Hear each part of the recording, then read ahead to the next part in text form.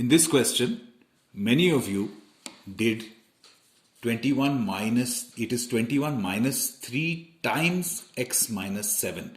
Now you must understand this is minus 3 multiplied by x minus 3 multiplied by 7.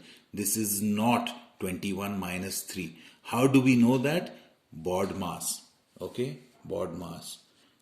BODMAS is the rule that says brackets of division, multiplication, addition, subtraction. So first we have to solve brackets, okay, then division, then multiplication, addition, subtraction. So what we cannot do the subtraction first and then open the brackets. We must first open brackets.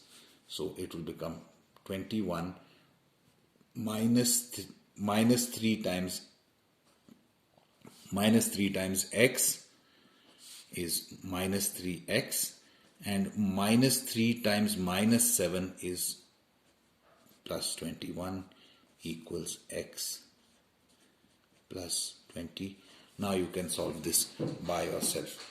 Let us have a look at this second case. Okay, how will we solve this? So we need a common denominator in order to work forward from here. So common denominator of 4 and 3 is 12. So what we're going to do is we're going to multiply this by 3 and this by 3, this by 4 and this by 4. What will we get? We get 9x by 12 minus 4x minus 16 upon 12. Now, what I would like you is equal to 5 upon 3. What I would like you all to do is I would like you all in the last step of this, do not solve at this point. I want you all to put a common denominator.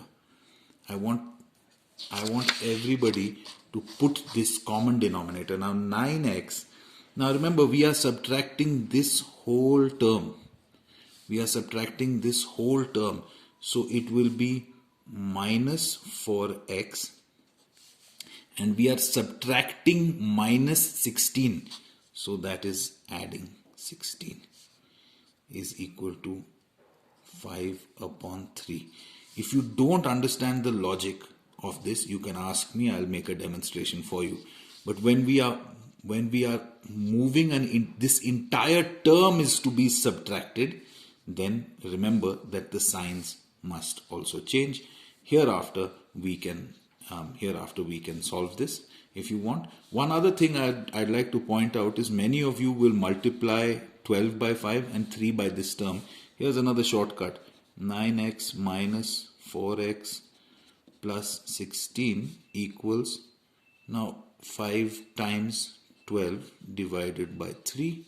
Now here you can see it's being multiplied by 12 and divided by 3, so we know that these can cancel and we can move forward from here. Let's take the last case. This is a slightly trickier case. What we have in the denominator here is 2x minus 1 and 2x plus 1 and 2x. There is no moving around which will give us a simple common denominator. We need a common denominator in order to be able to solve this further. Now, how do we find a common denominator for something like this? Let's take a very simple example. What if I told you one denominator is 7 and the other denominator is 3? What would be the common denominator? We know it to be 21, right? What if I told you 14 is one denominator and 3 is the other denominator? What would be the common denominator for this? Would be, would be 42.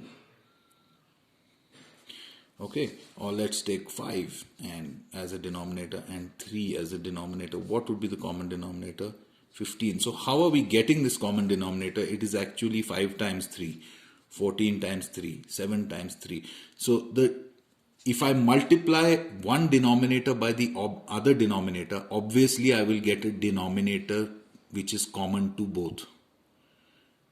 Yes, this number will be a factor of this. It will also be a factor of this. Therefore, this number will be a multiple of this, and this number will also be a multiple of that. Therefore, it is a common denominator. How do I find a common denominator? Well, one of the ways is to multiply the two. One of the ways is to multiply the two denominators. So I can multiply the two denominators to get a common denominator. 2x minus 1